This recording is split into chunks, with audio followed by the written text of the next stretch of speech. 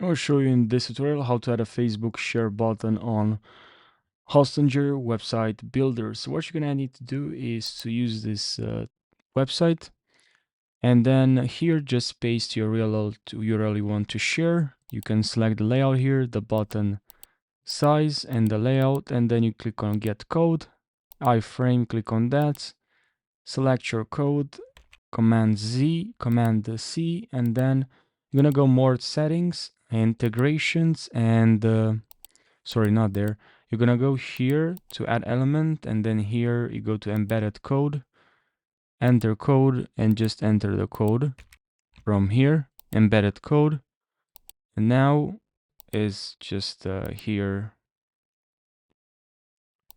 a little bit small, but that's it. You can preview. Let's see how it looks on something a difference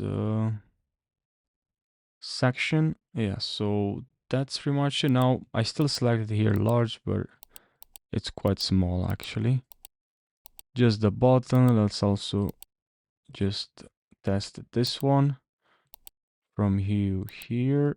And I'll enter this code here. And yeah, that's pretty much it.